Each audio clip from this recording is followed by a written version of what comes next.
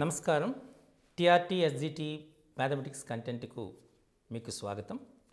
ఈ శీర్షికలో మీరు బీజగణితం అనే అంశాన్ని గురించి నేర్చుకోబోతున్నారు. ఈ అంశంలో బహుపదులు, వాటి ధర్మాలు, వాటిలో పరిక్రియలు, బహుపది శూన్యాల మధ్య ఉన్నటువంటి సంబంధం, ఇటువంటి అంశాలను మీరు నేర్చుకోబోతున్నారు. పరీక్ష దృష్ట్యా ఈ అంశం చాలా ముఖ్యమైనటువంటిది, చాలా సులభమైనటువంటిది. పాఠ్యపుస్తకంలో వచ్చినటువంటి పద్ధతులకి భిన్నంగా చాలా సులభమైనటువంటి పద్ధతుల్ని నేను ఎంపిక చేసి మీకు వివరణ ఇవ్వబోతున్నాను.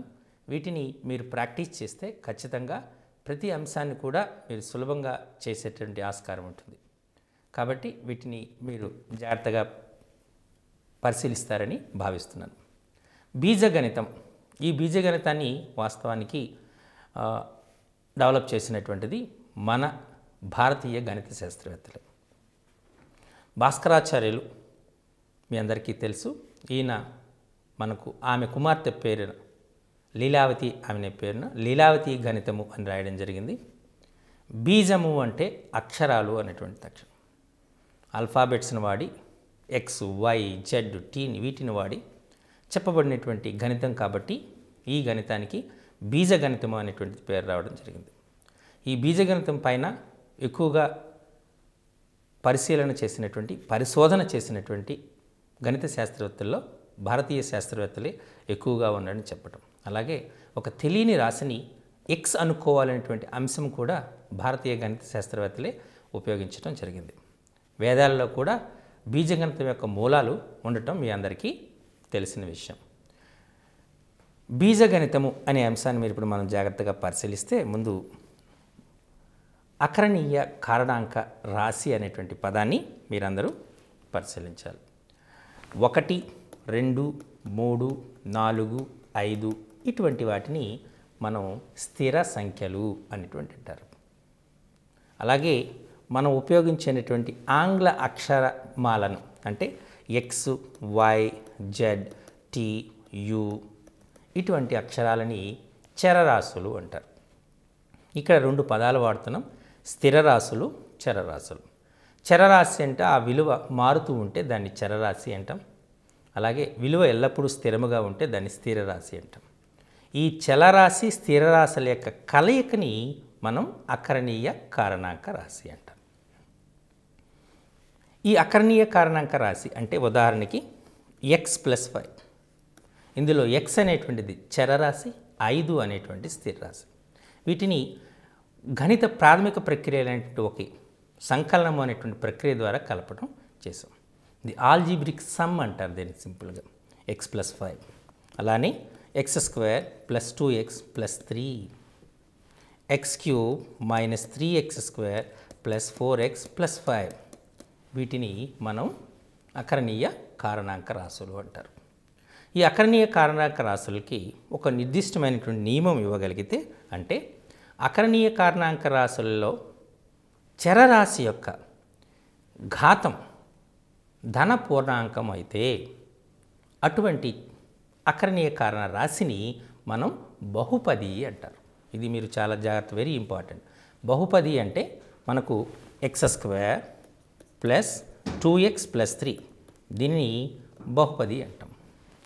X square plus 2/x plus 3, దీన్ని అకరణీయ కారణ రాశి అని మాత్రమే అంటామే తప్ప బహుపది అనం. X square plus 2 of x⁴3/2 plus 3, ఇది కూడా అకరణీయ రాశి మాత్రమే, బహుపది కాదు. మీరు అర్థం చేసుకుంటారు. దీనికి కారణం ఏంటంటే X square plus 2/x plus 3 అనే అక్షరం తీసుకున్నారు కదా. X square plus 2/x plus 3లో ఈ ఎక్స్ యొక్క ఘాతము, ఈ ఘాతం అనేది దీన్ని ఇంకో రకంగా రాసుకోవచ్చు. ఎక్స్ స్క్వేర్ ప్లస్ 2 1/x అంటే x⁻⁻1 ప్లస్ 3. ఇక్కడ ఎక్స్ ఘాతం అనేటువంటిది -1.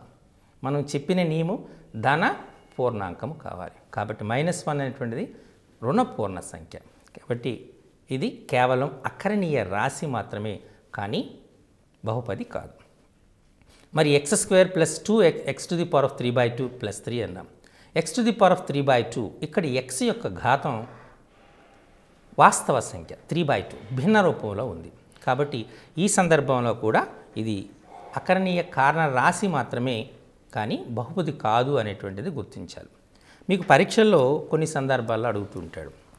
P of x is equal to 1 by 1 plus x whole square. P of x equal to 1 by 1 plus x whole square. ఇది బహుపదియేనా అని అడుగుతాడు. బహుపది అయినా అంటే 1 by 1 plus x whole square అనేది తీసుకుంటే ఇక్కడ జనరల్గా మనం అనేది 1 plus x whole to the power of -2 రాస్తాం. కాబట్టి తప్పు భావనతో కొంతమంది ఏం చేస్తారంటే పైన -2 ఉంది, రుణ సంఖ్య, కాబట్టి ఇది బహుపది కాదు అని చెప్పేస్తారు. కానీ వాస్తవానికి సమాధానం కరెక్ట్ అయినా వివరణ సరికాదు. 1 plus x whole power -2 అనగానే దీని విలువ 1 minus 2x plus 4x square minus 8x cube and so on వస్తుంది. అంటే దీనిలో చివరి పదం మనం కనుక్కోవడం కష్టం. ఎప్పుడైతే చివరి పదం కనుక్కోవడం, ఇది అనంతమైనటువంటి శ్రేణిగా మీరు భావించాలి. ఎప్పుడైతే అనంతమైన శ్రేణిగా ఉందో దీని యొక్క పరిమాణం అనేటువంటిది నిర్దేశింపబడదు. పరిమాణం ఎప్పుడైతే నిర్వచింపబడదో అది కేవలం అకరణీయ రాశిగా మాత్రమే గుర్తుపెట్టుకోవాలి, బహుపదిగా నిర్ణయించకూడదు. ఇది సరి అయినటువంటి సమాధానం. సో ఈ రకంగా కొన్ని రాశులను ఇస్తారు, కొన్ని అకరణీయ రాశులను ఇచ్చి అందులో బహుపది ఏంటి, బహుపది కానిది ఏంటి అనేటిని గుర్తించమంటారు. మీరు x యొక్క ఘాతము, చరరాశి యొక్క ఘాతం అనేటువంటిది రుణ సంఖ్య కానీ భిన్నము కానీ ఈ రెండిట్లో ఏదో ఒకటి అయితే అది కేవలం అకరణీయ రాశి మాత్రమే, బహుపది కాదుగా మీరు గుర్తించవలసి ఉంటుంది. ఓకే, సో మరి బహుపది పైన మీకు ఒక క్లారిటీ వచ్చింది అనుకుంటాను. అంటే ఏదైనా ఒక అకరణీయ కారణ రాశి తీసుకుంటే x to the power of 4 plus 4x cube plus 3x square plus 2x plus 5 అనేటువంటి ఒక బహుపదిని తీసుకుంటే ఈ బహుపదిలో మీరు చూడండి ఘాతాలు 4, 3, 2, 1 x to the power of 0గా రాసుకోవచ్చు. అంటే ఈ చరరాశి ఘాతాలు 4, 3, 2, 1, 0లో గరిష్ట ఘాతం ఎంత? 4. కాబట్టి ఈ 4ని మనము పరిమాణము అంటారు, the degree of the polynomial అంటారు. అంటే ఇది 4వ పరిమాణము కలిగినటువంటి బహుపదిగా మనం నిర్ణయించాలి. ఈ పరిమాణాన్ని బట్టే ఒక్కొక్క దాన్ని మనం ఒక్కొక్క పేరుని పెట్టడం జరుగుతుంటుంది. మనం పరిమాణం 0 అయింది అనుకోండి, అంటే P of x is equal to 7 అని తీసుకున్నాం. ఇందులో దీన్ని ఎలా రాసుకోవచ్చు? 7 into x to the power of 0, అంతేనా? అంటే దీని పరిమాణము 0. కాబట్టి ఇటువంటి బహుపదిని మనం శూన్య బహుపది అంటారు, శూన్య బహుపది అంటారు, లేదా స్థిరపది అంటారు. శూన్య బహుపది లేదా స్థిరపది అనేది చెప్పడం జరుగుతుంది. మరి P of x is equal to x plus 7 అని ఇచ్చాడు అనుకోండి. ఇక్కడ x ఘాతం 1, x ఘాతం 1 కాబట్టి దీన్ని రేఖీయ బహుపది అంటారు, రేఖీయ బహుపది. ఇక్కడ రేఖీయ బహుపది అంటే లీనియర్ పాలినామియల్ అంటారు. పరిమాణము 1 కాబట్టి రేఖీయ బహుపది అంటారు. ఇప్పుడు P of x is equal to x square plus 2x plus 3 తీసుకున్నారనుకోండి. x square plus 2x plus 3 తీసుకుంటే ఇందులో x ఘాతము గరిష్ట ఘాతము 2 కాబట్టి దీని పరిమాణము 2 అంటారు. పరిమాణము 2 కాబట్టి దీన్ని మనము వర్గ బహుపది అంటారు. ఉదాహరణకు P of x is equal to x cube plus 3x square plus 4x plus 5 అని తీసుకున్నారు. ఇందులో గరిష్ట ఘాతము 3 కాబట్టి మనం దీన్ని తీసుకుంటే దీన్ని క్యూబిక్ పాలినామియల్ అంటారు, త్రిపది అంటారు. ఇలా ఇంత 3 కంటే ఎక్కువగా ఉంటే దాన్ని బహుపది అనేటువంటిది చెప్పడం జరుగుతూ ఉంటుంది. ఈ రకంగా మనం బహుపదులకు వర్గీకరణ చేయటం జరిగింది. బహుపది పరిమాణము శూన్యము అయిందనుకోండి, దాన్ని శూన్య బహుపది లేదా స్థిర బహుపది అంటారు. బహుపది పరిమాణము 1 అయిందనుకోండి, దాన్ని రేఖీయ బహుపది లీనియర్ పాలినామియల్ అంటారు. బహుపది అనేది P of x తీసుకున్నారనుకోండి, బహుపది యొక్క పరిమాణము 2 అయిందనుకోండి, దాన్ని వర్గ బహుపది అంటారు, క్వాడ్రాటిక్ పాలినామియల్ అంటారు. బహుపది పరిమాణము 3 అయిందనుకోండి, దాన్ని త్రిపది అంటారు. 4 అయిందనుకోండి మనం బై క్వాడ్రాటిక్ వర్గ బహుపది అనేటువంటిది అంటారు. ఇలా మన యొక్క పరిమాణాన్ని బట్టి వాటికి పేర్లు పెట్టడం జరిగింది. ఓకే, సో ఇప్పుడు మనం ఈ బహుపదులను తీసుకుంటే ఒక బహుపదిని తృప్తిపరిచేటటువంటి విలువని బహుపది శూన్యము అంటారు. ఉదాహరణకి P of x is equal to x square minus 3x plus 2 అని ఉంది అనుకుందాం. ఈ X square minus 3x plus 2 X విలువను మీరు 1గా వేశారు అనుకోండి. అప్పుడు మనకేమవుతుంది, P1 తీసుకున్నారనుకోండి, అంటే ఎక్స్ బదులు 1ని ప్రతిక్షేపించారు. 1 స్క్వేర్ మైనస్ 3 ఇంటూ 1 ప్లస్ 2 అంటే 1 మైనస్ 3 ప్లస్ 2, 1కి 2 కలిపితే 3 అని వచ్చింది. 3 మైనస్ 3 ఈక్వల్ టు 0. అంటే ఎక్స్ విలువ 1 అయితే ఆ బహుపది విలువ శూన్యమవుతుంది. కాబట్టి ఈ ఎక్స్ ఈక్వల్ టు 1ని బహుపది శూన్యము అంటారు. ఈ రకంగా ఏ విలువలైతే బహుపదిని తృప్తిపరుస్తాయో, అంటే ఆ విలువను ప్రతిక్షేపిస్తే బహుపది విలువ శూన్యమవుతుందో దానిని శూన్య బహుపది శూన్యము, జీరో ఆఫ్ ద పాలినామియల్. ఇక్కడ 2 పదాలు ఉపయోగించడం అర్థం ఉంది. బహుపది శూన్యము, శూన్య బహుపది. ఈ రెండింటిపైన మీరు ఏ విధమైనటువంటి కన్ఫ్యూజ్ కాకూడదు. బహుపది శూన్యము అంటే ఏ విలువ అయితే మనకు తృప్తిపరుస్తుందో బహుపదిని, ఆ విలువను మనం బహుపది శూన్యము అంటారు. అలా కాకుండా శూన్య బహుపది అంటే బహుపది యొక్క పరిమాణం శూన్యమైందనుకోండి, దానిని శూన్య బహుపది అంటారు. ఈ క్లారిటీని మీరు బాగా గుర్తుపెట్టుకోవాల్సిన ఆస్కారం ఉంది. క్లియర్? బహుపది శూన్యానికి, శూన్య బహుపదికి. బహుపది యొక్క పరిమాణం 0 అయితే దాన్ని మనం శూన్య బహుపది అంటారు. ఏ విలువనైతే మనం ప్రతిక్షేపిస్తుంటాం ఆ విలువను మనం ప్రతిక్షేపిస్తే ఆ బహుపది యొక్క విలువ శూన్యమవుతుందో దానిని బహుపది శూన్యము అంటారు. ఈ అంశాన్ని జాగ్రత్తగా గుర్తుపెట్టుకోవాలి. మరి బహుపది శూన్యాలు ఎన్ని ఉంటాయి? బహుపది శూన్యము దాని యొక్క పరిమాణం పైన ఆధారపడుతుంది. పరిమాణము 2 అనుకోండి, 2 బహుపది శూన్యాలు ఉంటాయి. 3 అనుకోండి, 3 బహుపది శూన్యాలు ఉంటాయి. 5 అనుకోండి, 5 బహుపది శూన్యాలు ఉంటాయి. ఇలా పరిమాణంతో ఆ బహుపది యొక్క పరిమాణముతో ఆ బహుపదికి ఉండేటువంటి బహుపది శూన్యాలు అనేటువంటివి సమానంగా ఉంటాయనే అంశాన్ని మీరు గుర్తుపెట్టుకోవాలి. ఓకే, మరి బహుపది శూన్యాల్ని ఏ విధంగా లెక్కిస్తాం, ఏ విధంగా చేస్తాము అనేటువంటిది దీనికి చాలా పద్ధతులు ఉన్నాయి. బహుపది శూన్యానికి అంటే కారణాంకాలుగా విభజించటం ఒకటి, అలానే మనం బహుపది శూన్యాలు దాని గుణకాల మధ్య సంబంధాన్ని వివరించటం, ఇలా చాలా అంశాలు ఉన్నాయి. ముందుగా ఇచ్చినటువంటిది ఒకదానికి బహుపది శూన్యమా కాదా అని అడిగాం.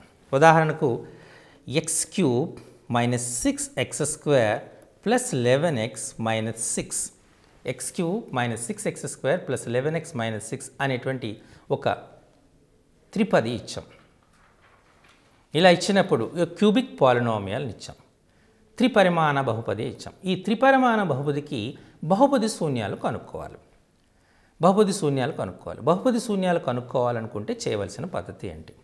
వాస్తవానికి మీరు ఏమనుకోవాలంటే P(x) అనుకోవాలి. దీన్ని P(x) x³ minus 6x² plus 11x minus 6 అనుకోవాలి.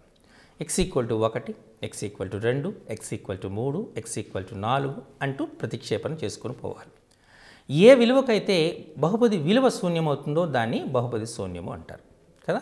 కాబట్టి మీరు ఇలా చేసుకుంటూ వెళ్తే కొన్ని సందర్భాల్లో చాలాసార్లు చేయవలసి ఉంటుంది. దానివల్ల ఏమవుతుంది, మీకు సమయం వృధా అవుతుంది. దానికోసం నేను ఒక సింపుల్ మెథడ్ని మీకు ఇంట్రడ్యూస్ చేస్తున్నా. ఆల్రెడీ ఉన్న మెథడే, కానీ ప్రజెంట్ పుస్తకంలో లేనటువంటి మెథడ్. ఈ గుణకాలను రాయండి. x³ యొక్క గుణకం 1, మైనస్ 6x² గుణకం మైనస్ 6, x యొక్క గుణకం 11 మైనస్ 6. ఇలా మొత్తము గుణకాలను రాయండి. గుణకాలను రాశారు కదా, రాసిన తర్వాత 0ని యాడ్ చేయండి. అంటే పై నుంచి కూడాలి, అడ్డగా గుణించాలి. ఇక్కడ మనం తీసుకుంటే ప్రతిదానికి 0 కలుపుకుంటూ పోవాలి. ఓకే, అంటే ఇప్పుడు 1 0 తీసుకున్నాం, 1 0 కలిపారు కదా. ఇక్కడ మనం 6 ఉంది. 6కి జనరల్గా కారణాంకాలు చూడండి ఏముంటాయి. 6కి 1, 2, 3, 6 ఇవి కారణాంకాలు, అంతేనా. ఇప్పుడు మనం ముందు 1తో ప్రారంభిద్దాం. +1 తీసుకోవాలా -1 తీసుకోవాలా అనేటువంటిది మీకు ఆలోచన వస్తుంది. ఇక్కడ ఇచ్చినటువంటి సంఖ్యలన్నీ కూడా ధన సంఖ్యలు అయితే మైనస్ తీసుకోవాలి. కొన్ని ధన సంఖ్యలు, కొన్ని రుణ సంఖ్యలు అయితే ప్లస్ తీసుకోవాలి. సో ఇక్కడ మనకు 1 -6 11 -6 ఉంది. ఇందులో 1 11 ధన సంఖ్యలు, -6 రుణ సంఖ్యలు. కాబట్టి ఏ అంకె తీసుకోవాలి? +1 తీసుకోవాలా -1 తీసుకోవాలా? +1 తీసుకోవాలి. సో 1 + 0 1, 1ని 1తో గుణిస్తే 1, -6 + 1 అంటే -5, -5 × 1 -5, 11 minus 5, 6. 6 1 is 6. Minus 6 plus 6, 0. చివరి శూన్యం వచ్చింది. కాబట్టి 1 అనేటువంటిది బహుపది శూన్యంగా మీరు గుర్తించాలి. అంతేకాకుండా ఎక్స్ మైనస్ 1 అనేటువంటిది కారణాంకంగా కూడా గుర్తించవచ్చు. చూసారా, యాక్చువల్గా మీరు సబ్స్టిట్యూట్ చేసి వాటిని సింప్లిఫై చేసి ఇవన్నీ చేసేటప్పుడు కొన్ని తప్పులు దొరికే అవకాశం ఉంటుంది. కానీ ఈ మెథడ్ని మనం హార్నర్ సంశ్లేషణ పద్ధతి అనేటువంటి అంటారు. ఇది పాత టెక్స్ట్ బుక్లో ఇవ్వబడింది, అలాగే ఇంటర్మీడియట్ సిలబస్లో కూడా ఉంది. కానీ ప్రజెంట్ టెక్స్ట్ బుక్లో ఈ మెథడ్ని మనం ఇవ్వలేదు. కాబట్టి ఈ మెథడ్ని మీరు ఫాలో అయితే ఖచ్చితంగా సులభంగా ఇచ్చినటువంటి బహుపది శూన్యాలు కనుక్కోవచ్చు. అలాగే బహుపది శూన్యాలను ఇచ్చినటువంటి సంఖ్య బహుపది శూన్యమా కాదా అని పరిశీలించవచ్చు. అలా విధంగా ఒక బహుపది ఇచ్చి ఇంకొక బహుపదిని భాగించమన్నప్పుడు దాని యొక్క శేషాన్ని భాగఫలాన్ని కూడా కనుక్కోవచ్చు. ఇలా ఒకే పద్ధతిని ఉపయోగించి బహుపదుల్లో వచ్చిన ప్రతి అంశాన్ని కూడా కనుక్కోవడానికి ఈ పద్ధతి చాలా ఉపయుక్తదాయకంగా ఉంటుంది. కాబట్టి వీటిని మీరు ఉపయోగించండి. ఓకే, ఇప్పుడు మనం దీన్ని కంటిన్యూ చేస్తే మనం ఇక్కడ చూసేటప్పుడు మనకేమొచ్చింది, ఫస్ట్ -1 -6 11 -6 అండ్ అంతేనా, మనకు వచ్చి x³ -6x + 11x -6. దీని ముందుగా మనం 1తో చేసాం. అంటే మనం చేసేటప్పుడు 0 వేసుకున్నాం. 1 into 1 1 -5 1 into -5 5 -5 11 -5 -6. Okay, 6 and 6 1 is 6. So -6 + 6 is 0 అని క్లారిటీగా మనం చెప్పాం. సో 6ని మనం 4 కారణాంకాలుగా విభజించడం జరిగింది. 1 2 3 6 ఉన్నాయి. సో 1ని పరిశీలించాం. మరి ఇప్పుడు 2ని పరిశీలిద్దాం. ఇప్పుడు +2 తీసుకోవాలా -2 తీసుకోవాలా అనేటువంటి ప్రశ్న కదా. మనం కండిషన్ నియమం ఏం చెప్పాము, అన్ని సంఖ్యలు ధన సంఖ్యలు అయితే మైనస్ తీసుకోవాలి, కొన్ని సంఖ్యలు ధన సంఖ్యలు కొన్ని సంఖ్యలు రుణ సంఖ్యలు అయితే మైనస్ తీసుకోవాలి. కరెక్ట్. అంటే 1 -5 6, ఇందులో -5 ఉంది అంటే కాబట్టి +2 తీసుకోవాలా -2 తీసుకోవాలా, -2 తీసుకోవాలి అనుకున్నారనుకోండి. 1 5 6 ఉండాలి, కానీ ఇక్కడ 1 -5 6 ఉంది కాబట్టి మనం +2 తీసుకోవాలి. ఇప్పుడు సేమ్ ప్రాసెస్, 0ని యాడ్ చేయాలి. 1 + 0 1 1 2s 2 -5 + 2 -3 3 2s -6 6 -6 0. చూసారా, సులభంగా మనకు x -1 అనేది ఒక కారణాంకము, x -2 అనేది ఇంకొక కారణాంకంగా గుర్తించాం. అలాగే 2 is the 0 of the polynomial, బహుపది శూన్యంగా కూడా గుర్తించడం జరిగింది. ఓకే, ఇప్పుడు చివరగా 3 తీసుకుందాం. +3 తీసుకోవాలా -3 తీసుకోవాలంటే ఖచ్చితంగా మీరు చెప్తారు +3 అని. ఎందుకు, ఇక్కడ 1 -3 ఉంది. ఇప్పుడు 0ని కలుపుతాం. 1 + 0 1 1 into 3 3 -3 + 3 0 ఏమొచ్చింది, 0 వచ్చింది. అంటే 3 అనేది మరో బహుపది శూన్యం. x -3 అనేది ఒక కారణాంకం. ఇప్పుడు 6ని పరిశీలించవలసిన పని లేదు. ఎందుచేత, దీని యొక్క పరిమాణం ఎంత, 3. ఇది త్రిపరిమాణ బహుపది. త్రిపరిమాణ బహుపదికి ఎన్ని బహుపది శూన్యాలు ఉంటాయి, 3 బహుపది శూన్యాలు ఉంటాయి. ఆల్రెడీ మీరు 1 2 3గా గుర్తించారు కాబట్టి 6ని పరిశీలించారు. కాబట్టి సులభంగా 1 2 3 అనేటువంటి బహుపది శూన్యాలుగా మీరు చెప్పడం జరుగుతుంది. అలాగే x -1 x -2 x -3 అనేటువంటి కారణాంకాలుగా కూడా చెప్పడం జరుగుతుంది. ఓకే, సో ఈ రకంగా మనకు ఇచ్చినటువంటి బహుపదికి బహుపది శూన్యాలు కనుక్కోవచ్చు, అలాగే కారణాంకాలను కూడా కనుక్కోవడానికి ఆస్కారం ఉంది. ఓకే, మరి ఇప్పుడు మరొక సమస్యను చూద్దాం. ఉదాహరణకి 2x³ + 5x² + 7x - 11 అనేటువంటి ఒక బహుపదికి -2 అనేటువంటిది బహుపది శూన్యమా కాదా పరిశీలించండి అన్నాడు. P(x) ఇచ్చాడు. P(x) = 2x³ + 5x² + 7x - 11 అనేదానికి బహుపది శూన్యమా కాదా అన్నాడు. అంటే ఏం చేయాలి, వాస్తవానికి మీరు -2ని x బదులు సబ్స్టిట్యూట్ చేయాలి, ప్రతిక్షేపణ చేయాలి. చేసిన తర్వాత 0 వచ్చింది అనుకోండి, అది బహుపది శూన్యమని, లేకపోతే బహుపది శూన్యము కాదు అని నిర్ణయించగలుగుతారు. ఇప్పుడు -2ని సబ్స్టిట్యూట్ చేద్దాం. -2ని సబ్స్టిట్యూట్ చేస్తే P(x) = 2 of -2 whole cube + 5 of -2 whole square + 7 of -2 - 11. 2 of -2 whole cube and 2 of -8, 5 of +4, 7 of -2 and -11. Correct? 2 of -8 and -6, 5 4s are 20, 7 of -2 -14 and -11 కలిపితే మనకు -11. ఇంత పెద్దగా మీరు చేయవలసి ఉంటుంది. కేవలం మీకు పరీక్షల్లో కేవలం 30 సెకండ్ల సమయం మాత్రమే ఉంటుంది. అంటే ఇంత పెద్దగా చేయాలంటే మీరు చాలా ఇబ్బంది పడతారు. కాబట్టి దానికి సులభమైన పద్ధతి హార్నర్ సంశ్లేషణ పద్ధతి. అది అంత ఈజీగా ఉంటుందో చూడండి. మనం ఇచ్చినటువంటిది ఒకసారి పాత పేజ్ బ్యాక్ పేజ్కి వెళ్దాం, ఆ విలువను చూద్దాం. 257 - 11 కరెక్ట్.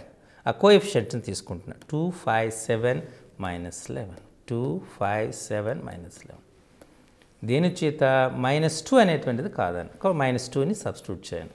ముందుగా చేయవలసింది 0 యాడ్ చేయాలి. 2 + 0 2 2 of -2 -4 5 - 4 1 1 of -2 -2 7 - 2 5 కరెక్ట్.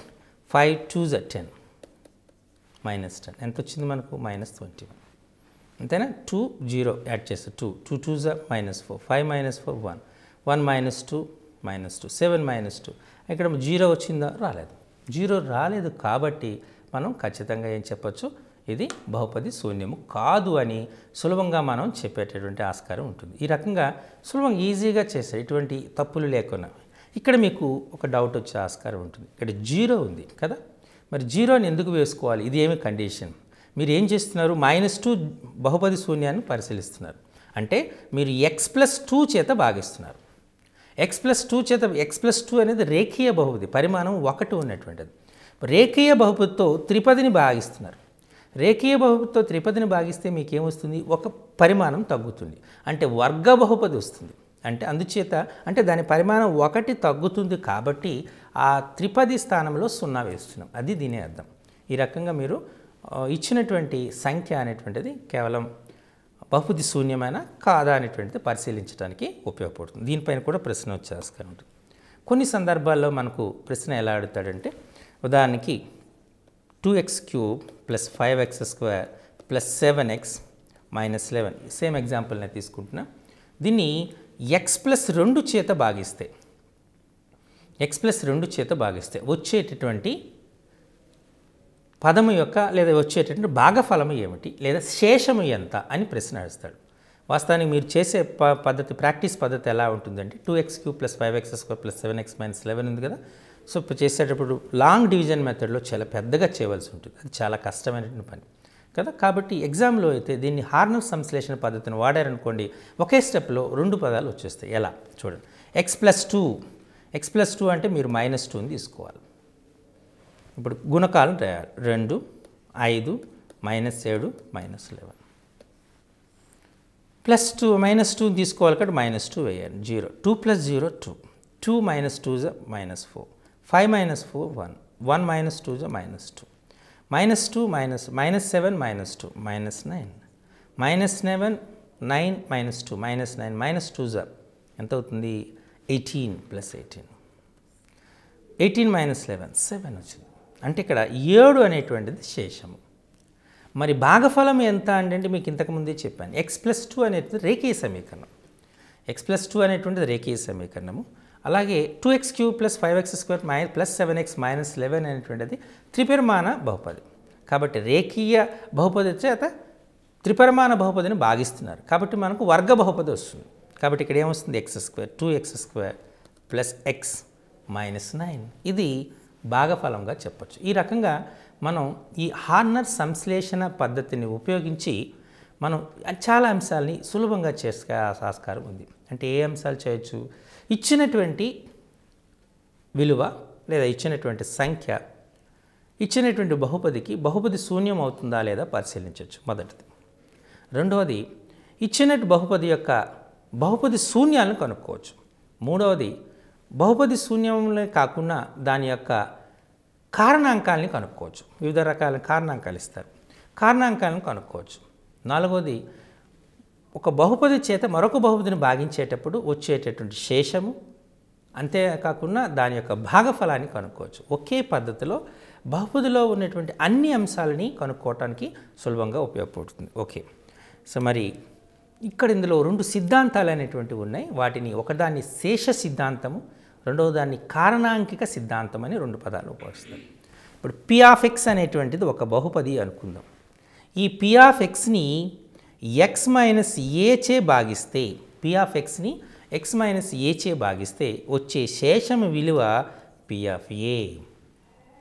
దీనిని శేష సిద్ధాంతము అంటారు. ఏదైనా ఒక బహుపది పి ఆఫ్ ఎక్స్ని ఎక్స్ మైనస్ ఏ చే భాగిస్తే వచ్చేటటువంటి బహుపది శేషం ఏ శేషం వస్తుందంటే పి ఆఫ్ ఏ. దీన్ని శేష సిద్ధాంతము అంటారు. ఇది చాలా ఇంపార్టెంట్. జనరల్గా మనకు శేష సిద్ధాంతం పైన ప్రశ్న వచ్చేటువంటి ఆస్కారం ఉంటుంది కాబట్టి శేష సిద్ధాంతాన్ని కొద్దిగా జాగ్రత్తగా ఫాలోఅప్ కావాలి. శేష సిద్ధాంతము అంటే ఒక బహుపది పి ఆఫ్ ఎక్స్ని ఎక్స్ మైనస్ ఏ చే భాగిస్తే వచ్చే శేషము విలువ P of A. Okay, when a polynomial is divided by x minus a then the remainder is p of a అని చెప్పచ్చు. తర్వాత వచ్చినటువంటి దాన్ని మనము కారణాంకిక సిద్ధాంతం అంటారు. పి ఆఫ్ ఎక్స్ అనేటువంటి దాన్ని తీసుకున్నాం ఒక బహుపదిని. ఈ బహుపదికి ఎక్స్ మైనస్ ఏ కారణాంకము అయితే p of A is equal to 0 అవుతుంది. పి ఆఫ్ ఎక్స్ అనే బహుపదిని ఎక్స్ మైనస్ ఏ చే భాగిస్తే P of A equal to 0. దీన్ని మనం ఏమంటాం? కారణాంకిక సిద్ధాంతము. పి ఆఫ్ ఎక్స్ అనేటువంటి బహుపదికి ఎక్స్ మైనస్ ఏ కారణాంకం అయితే p of A equal to 0 అవుతుంది. లేదా P of A equal to 0 అయితే ఎక్స్ మైనస్ ఏ అనేది పి ఆఫ్ ఎక్స్కి కారణాంకం అవుతుంది అని కూడా చెప్పచ్చు. ఈ కారణాంక సిద్ధాంతం పైన శేష సిద్ధాంతం పైన కూడా కొన్ని ప్రశ్నలు వచ్చేటటువంటి ఆస్కారం ఉంటుంది. ఈ రకంగా అలాగే మనకు పాలినామియల్స్లో మనకు అంటే బహుపదుల్లో బహుపది గుణకాలకి అదేవిధంగా బహుపది శూన్యాలకు మధ్య సంబంధం ఉంది. ఆ సంబంధాన్ని ఇప్పుడు పరిశీలిద్దాం. మనం p of x is equal to ax square plus bx plus c, p of x equal to ax square plus bx plus c అనేటువంటి ఒక వర్గ బహుపదిని తీసుకుందాం. ఈ వర్గ బహుపదికి 2 బహుపది శూన్యాలు ఉంటాయి. అంటే ఆల్ఫా బీటా. ఉదాహరణకి ఆల్ఫా బీటా అని తీసుకుందాం. అప్పుడు alpha plus beta is equal to minus b by a, means minus x గుణకము బై ఎక్స్ స్క్వేర్ గుణకము అవుతుంది. అలాగే బహుపది శూన్యాల లబ్ధం alpha beta is equal to c by a అవుతుంది. అంటే స్థిర పదము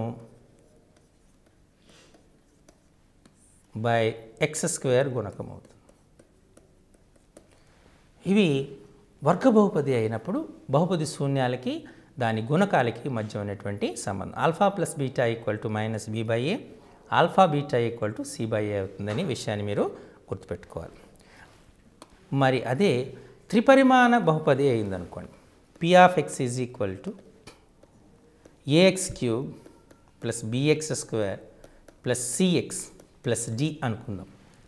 త్రిపరిమాణ బహుపది తీసుకుందాం. A x cube plus bx square plus CX plus d త్రిపరిమాణ బహుపదిగా తీసుకుంటే మనకు 3 ఉంటాయి.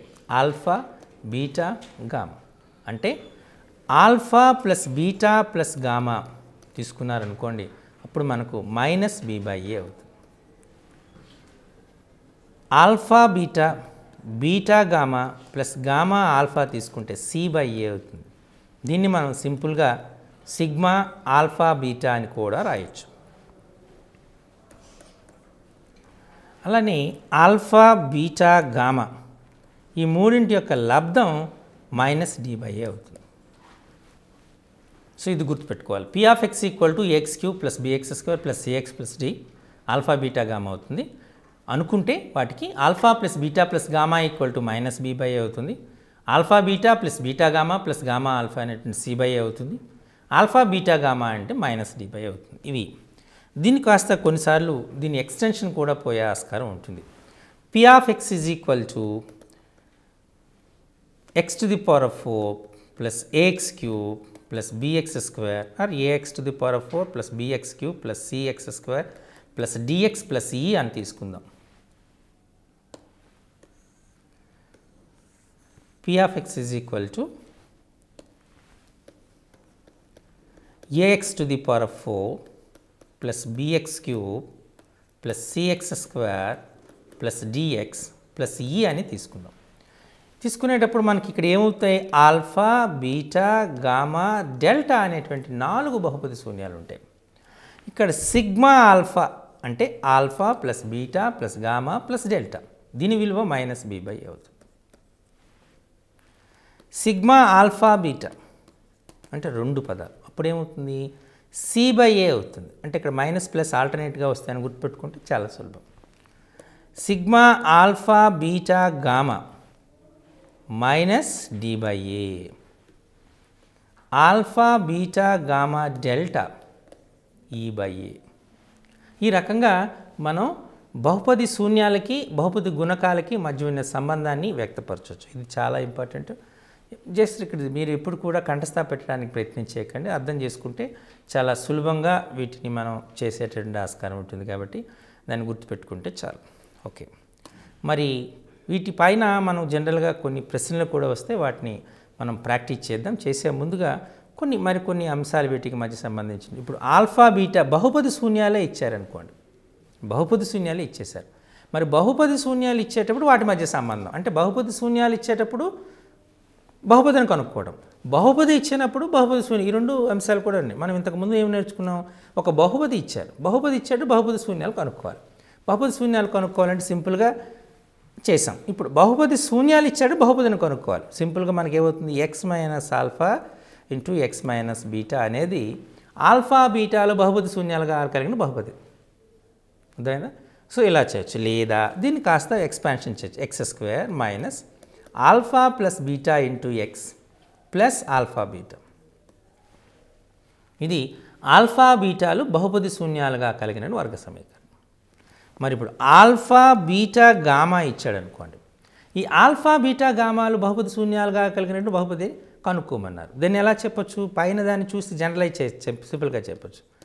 X minus alpha X minus beta X minus gamma, that's it.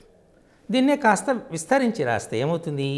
x³ minus alpha plus beta plus gamma into X square plus alpha beta plus beta gamma plus gamma alpha into X minus alpha beta gamma, that's it. ఇది expand చేస్తే ఈ రకంగా వస్తుంది అనే అంశాన్ని మీరు గుర్తుపెట్టుకోవాలి.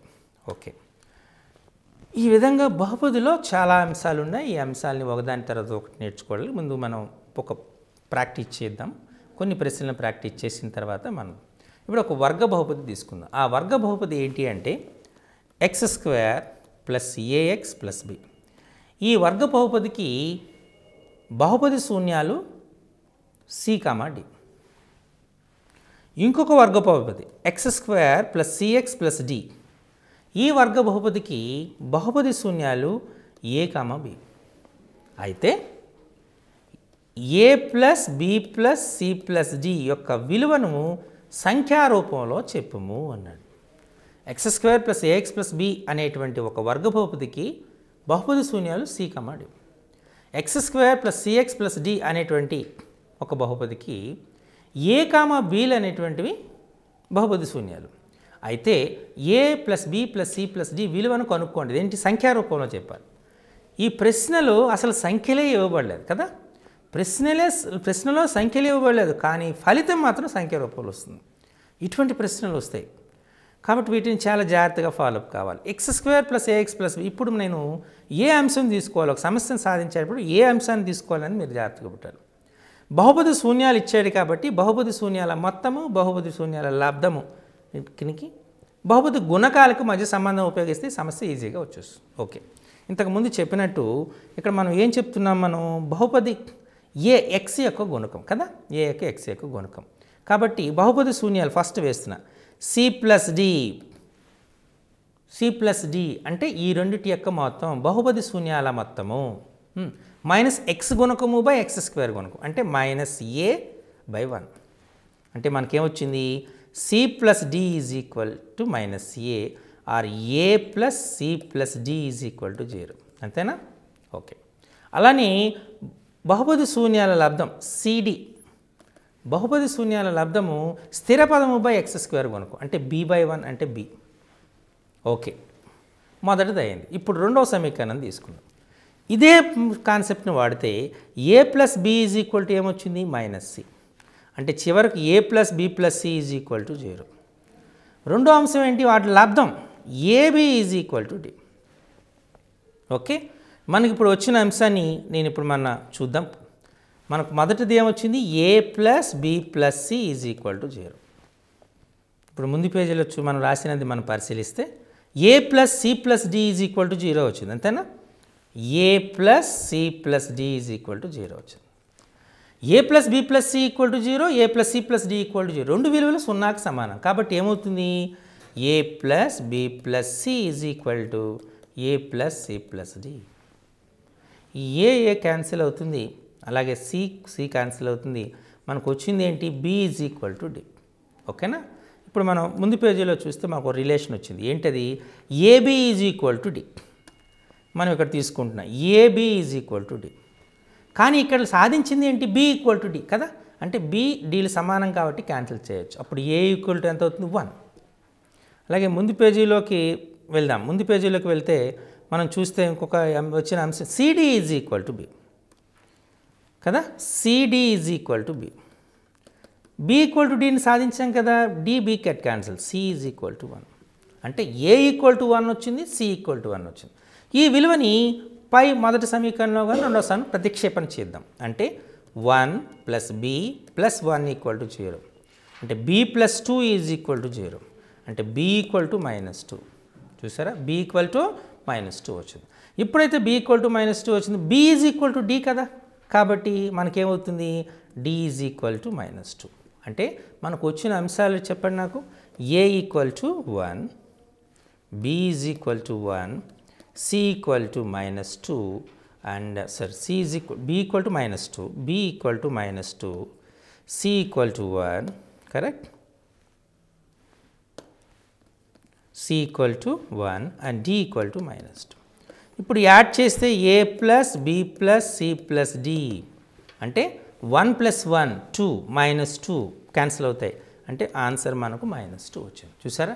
అంటే మనకు కేవలము ఏ న్యూమరికల్ విలువ లేక సంఖ్య లేకన్నా మొత్తం చివరకు సమాధానం సంఖ్య వచ్చేటటువంటి ఈ రకంగా మనకు రీజనింగ్ ఎక్కువగా ఉన్న ప్రశ్నలు వచ్చేటటువంటి ఆస్కారం ఎక్కువగా ఉంటుంది. కాబట్టి వాటి మీద మనం చాలా జాగ్రత్తగా దృష్టి పెట్టాలి. ఓకే, ఇప్పుడు మరొక ప్రశ్నను చూద్దాం. ఈ సంవత్సరం ఏ సంవత్సరం? 2018 కదా. 2018 మీద లెక్క చెప్తాను చూడండి.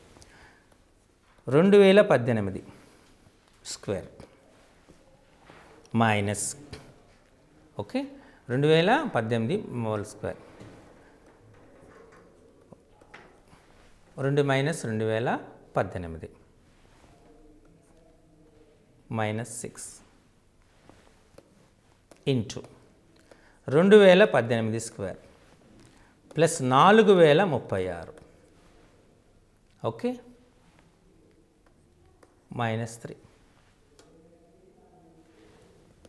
Whole by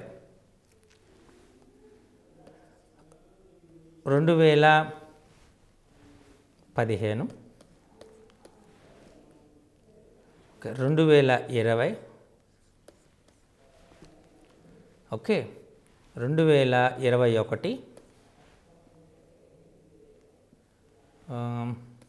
2017. చూసారా? 2018 square minus 2018 -6 into 2018 square minus plus 4036 -3 whole by. దీన్ని సూక్ష్మీకరించండి అన్నాడు. ఇది ప్రశ్న. ముందు మీరు ఈ ప్రశ్న చూడగానే మీకు చాలా పెద్ద లెక్క ఇచ్చారు కదా, ఇది సాధించడమే కష్టమవుతుంది ఎలా అనుకుంటారు కదా.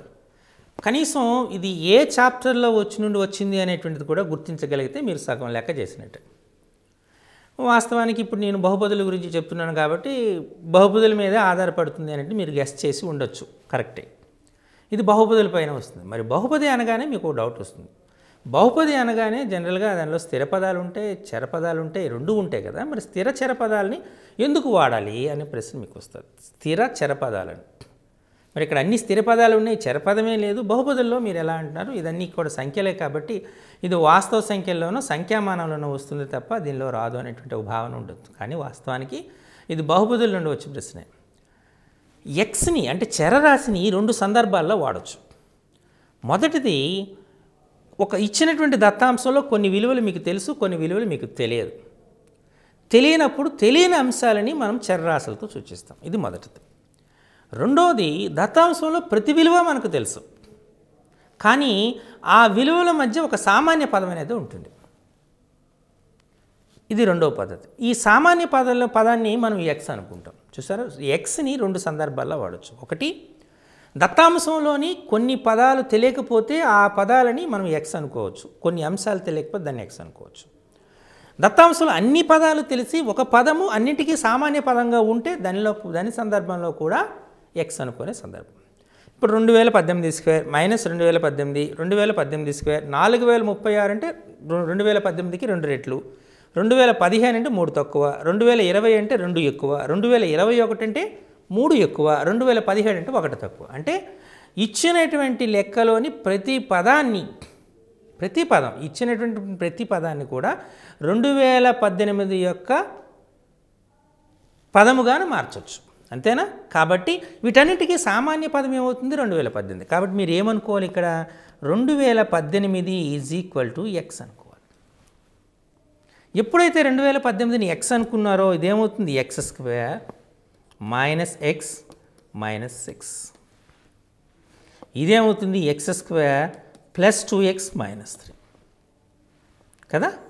ఇక్కడ మనకు 2015 3 తక్కువ కాబట్టి ఎక్స్ మైనస్ 3, 2020 2 ఎక్కువ ఎక్స్ ప్లస్ 2, 2021 3 ఎక్కువ ఎక్స్ ప్లస్ 3, 2017 1 తక్కువ ఎక్స్ మైనస్ 1. ఇప్పుడు అందరు కూడా ఇది బహుపదుల్లో వచ్చిన ప్రశ్న అని గుర్తిస్తారు కదా, చూసారా.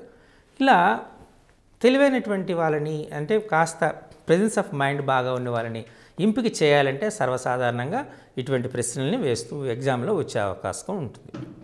సో ఇప్పుడు మనం దీన్ని సింప్లిఫై చేద్దాం. X square minus x minus 6.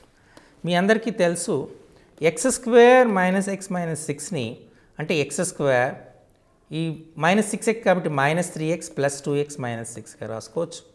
X common తీస్తే ఎక్స్ మైనస్ 3 అవుతుంది, ప్లస్ 2 తీసుకుంటే ఎక్స్ మైనస్ 3 అవుతుంది. కాబట్టి దీన్ని x minus 3 of x plus 2గా రాసుకోవచ్చు. అంటే మొదటి సమీకరణాన్ని x minus 3 of x plus 2. ఇప్పుడు రెండోది చూద్దాం. X square plus 2x plus minus 3 అంటే 3 1s కాబట్టి దీన్ని ఎలా రాసుకోవచ్చు? X square plus 3x minus x minus 3. X common తీస్తే ఎక్స్ ప్లస్ 3, మైనస్ 1 కామన్ తీస్తే ఎక్స్ ప్లస్ 3. కాబట్టి దీన్ని ఎలా రాయొచ్చు? X minus 1 of x plus 3గా రాసుకోవాలి కదా. అంటే x plus 3 of x minus 1. So లవములో ఉన్నటువంటి వాటిని మనం కారణాంకాలుగా విభజించేసాం. ఇప్పుడు హారములో ఏమున్నాయో చూద్దాం. చూసారు కింద హారములు ఏమున్నాయి? ఎక్స్ మైనస్ 3 ఉందా, ఎక్స్ ప్లస్ 2 ఓకే, తర్వాత ఎక్స్ ప్లస్ 3 ఓకే, తర్వాత ఎక్స్ మైనస్ 1 ఉందా. కాబట్టి హారంలో పదాలు ఏమొస్తున్నాయి? Same x minus 3, x plus 2, x plus 3, x minus 1. ఈ x minus 3 get cancel, x plus 2 get cancel, x plus 3 get cancel, x minus 1 x minus 1. అంటే మనకు వచ్చినటువంటి చివరికి ఫలితం వచ్చింది 1. చూసారా. ఈ రకంగా మనకు ప్రశ్న చూడడానికి కాస్త భయపెట్టేటట్టుగా ఉన్న ప్రశ్నను సాధిస్తే చాలా సులభంగా మనం సాధించవచ్చు. ఓకే, మరి మరొక ప్రశ్నను చూద్దాం. ఇప్పుడు x to the power of 2017 తీసుకున్నాం. ఈ x to the power of 2017 తీసుకుంటే x to the power of 2017ని ఎక్స్ స్క్వేర్ మైనస్ 1 చేత భాగిస్తే వచ్చేటటువంటి శేషము ఎంత? ఇది ప్రశ్న. X to the power of 2017 ఉంది. ఈ x to the power of 2017ని ఎక్స్ స్క్వేర్ మైనస్ 1తో భాగిస్తే ఎంత? చాలామంది ఏం చేస్తారంటే ఎక్స్ స్క్వేర్ మైనస్ 1 ఉంది కాబట్టి ఎక్స్ స్క్వేర్ ఈక్వల్ టు 1 అంటారు, ఎక్స్ ఈక్వల్ టు ప్లస్ 1 అంటారు, ఎక్స్ ఈక్వల్ టు మైనస్ 1 అంటారు. ప్లస్ 1 సబ్స్టిట్యూట్ చేస్తారు, 1 టు ది పవర్ ఆఫ్ 2017 అంటే 1 వస్తుంది. ఆన్సర్ 1 వేసే ఆస్కారం చాలా ఎక్కువగా ఉంది. కానీ వాస్తవానికి అది సరైన సమాధానం కాదు. X to the power of 2017 దీన్ని ఎలా రాస్తున్నానంటే x of x to the power of 2016గా రాస్తున్నాను. ఎప్పుడైతే నేను ఎక్స్ స్క్వేర్ మైనస్ 1 చేత భాగించాలనుకుంటున్నానో ఎక్స్ని తీసివేస్తున్నాను, ఎక్స్ని కలుపుతున్నాను. అప్పుడు ఏమవుతుంది? ఈ రెండు పదాల నుంచి ఎక్స్ని మనం కామన్గా తీయచ్చు. X to the power of 2016 వస్తుంది, ఇక్కడ 1 వస్తుంది కదా. ఓకే, ఇప్పుడు x to the power of 2016ని ఎక్స్ స్క్వేర్ హోల్ పవర్ 1008గా రాస్తాం. 1ని 1 పవర్ 1008గా రాస్తాం. చూసారా, ఇక్కడ చూస్తే మనం ఎక్స్ స్క్వేర్ని ఏ అనుకుందాం, 1ని బి అనుకుందాం, 1008ని ఎన్ అనుకుందాం. అప్పుడు మనకు చూస్తే ఈ పదం ఎలా కనబడుతుంది అంటే x into a to the power of n minus b to the power of n plus x. అంటే జాగ్రత్తగా చూడండి, ఈ ఎక్స్ని ఏ అనుకుంటున్నాం, 1008ని ఎన్ అనుకుంటున్నాం, 1ని బి అనుకుంటున్నాం.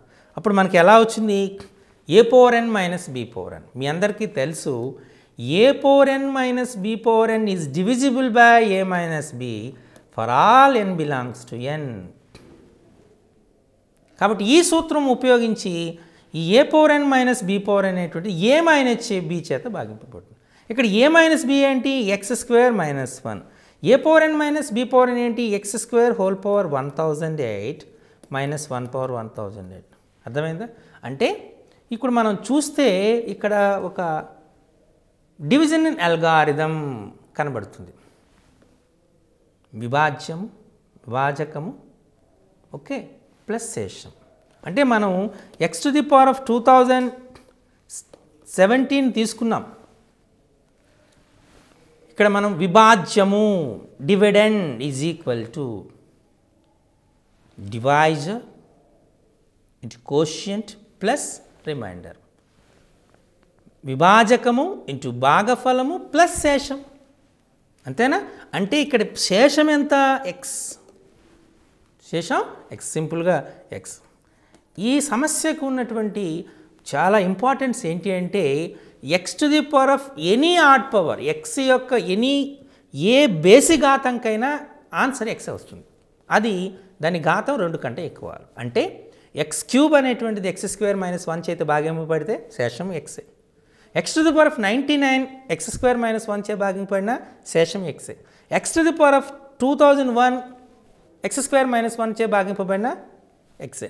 X to the power of 2019 x square minus 1 చే భాగింపబడిన శేషము ఎక్స్. ఇది ఈ సమస్యలో దాగమైనటువంటి ఇంపార్టెన్స్.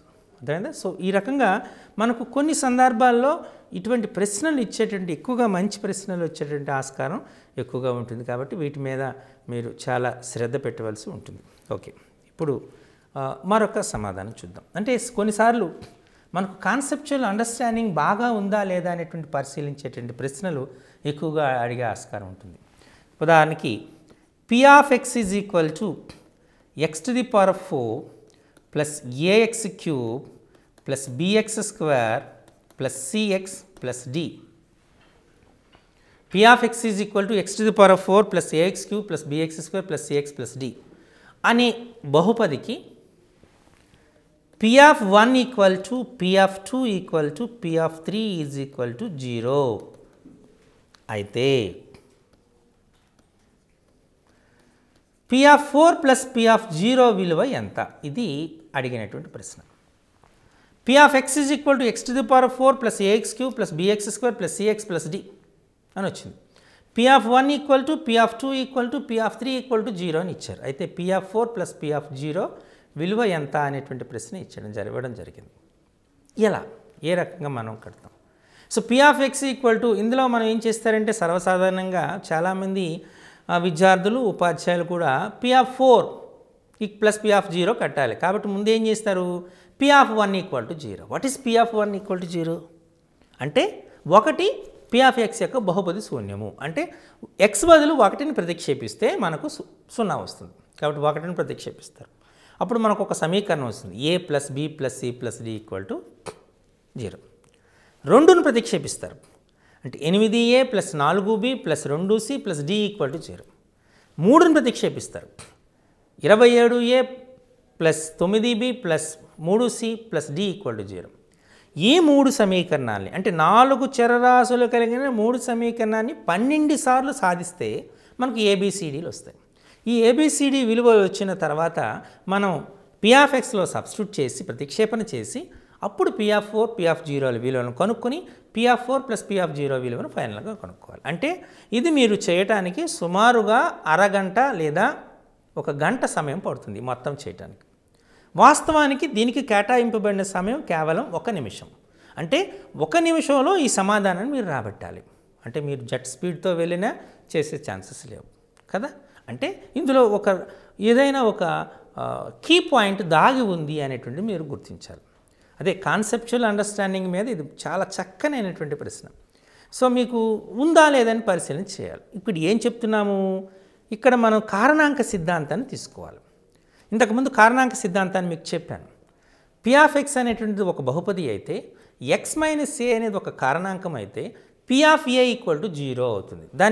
దాని యొక్క కాన్వర్స్ తీసుకుందాం. కాన్వర్స్ తీసుకుంటే ఏమవుతుంది, x - a కారణాంకం అయితే అన్న P(a) = 0. దీని కాన్వర్స్ ఏం చెప్తాం, P(a) = 0 అయితే x - 1 కారణాంకం అవుతుంది. అంటే x - a కారణాంకం అవుతుంది. ఇక్కడ P(1 = 0 అన్నాం కాబట్టి x - 1 కారణాంకం. ఈ కాన్సెప్ట్ తెలిస్తే మిగతా లెక్క ఈజీ, ఒకే స్టెప్లో ఆన్సర్ వస్తుంది. ఇప్పుడు P(x) = P(1 = 0 కాబట్టి x - 1 అనేది కారణాంకం. P(2 = 0 కాబట్టి x - 2 అనేది కారణాంకం. P(3 = 0 కాబట్టి x - 3 అనేది కారణాంకం. చూసారా, కాబట్టి x - 1 × x - 2 × x - 3 దీని యొక్క పరిమాణం ఎంత అవుతుంది, 3. ఇది త్రిపరిమాణ బహుపది. ఇచ్చినటువంటిది 4 పరిమాణం కలిగినటువంటి బహుపది, బై క్వాడ్రాటిక్ పాలినామియల్. ఇది క్యూబిక్ పాలినామియల్. అంటే మనము ఇంకొక రేఖీయ బహుపదిని కనుక్కుంటే చాలు, మీకు అందరికీ అర్థమై ఉంటుంది. కాబట్టి రేఖీయ బహుపది యొక్క సాధారణ సమీకరణం ఏంటి, ax + b.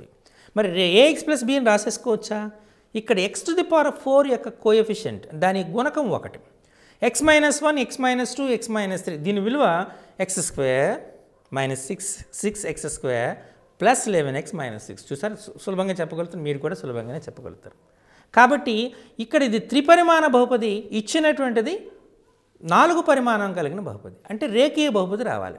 ఇక్కడ x యొక్క గుణకము x³ యొక్క గుణకం 1, అక్కడ x⁴ యొక్క గుణకం 1. కాబట్టి 4వ కారణాంకం ఖచ్చితంగా x - k రూపంలో ఉండాలి. ఇది మీరు గ్రహిస్తే ఖచ్చితంగా ఈ సమస్య వచ్చేసినట్టు. నెక్స్ట్ ఆన్సర్ వేయటమే, అర్థమైందా. సో ఇక్కడ మనం బాగా గుర్తుపెట్టుకోవాల్సింది P(1 = 0 ఇచ్చాడు అంటే x - 1 1 కారణాంకం. P(2 = 0 అంటే x - 2 అనేది కారణాంకం. P(3 = 0 అంటే x - 3 అనేది కారణాంకం. కాబట్టి ఇది త్రిపరిమాణ బహుపది అవుతుంది. ఇచ్చింది మనది 4 పరిమాణం కలిగిన బహుపది కాబట్టి మనకు 4వ అటువంటి కారణాంకం ఖచ్చితంగా రేఖీయ బహుపది అవ్వాలి, x యొక్క గుణకం 1 అవ్వాలి. కాబట్టి x - k. సో కాబట్టి సింపుల్గా x - 1 of x - 2 of x - 3 of x - k అనుకున్నాం. కాబట్టి సింపుల్గా మనం ఇక్కడ ఏం చెప్తున్నాము, P(4)ని కనుక్కోవాలి. 4 - 1 of 4 - 2 of 4 - 3 of 4 - k. 4 - 1 అంటే 3, 4 - 2 into 2, 4 - 3 into 1 of 4 - k. 3 2 is 6 అంటే 6 of 4 - k, 24 - 6k. So P(4) = 24 - 6k. Okay, ఇప్పుడు P(0) చూద్దాం. P(4) అనేటువంటిది మనకు 24 - 6k వచ్చింది.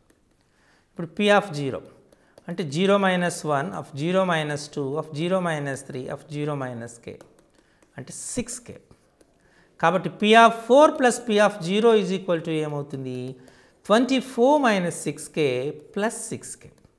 ఈ -6k + 6k క్యాన్సిల్ అవుతుంది, 24. చూసారా, ఇక్కడ మనకంటే మీరు చూడండి, మనం వాడిన స్టెప్స్ అబ్జర్వ్ చేయండి. 1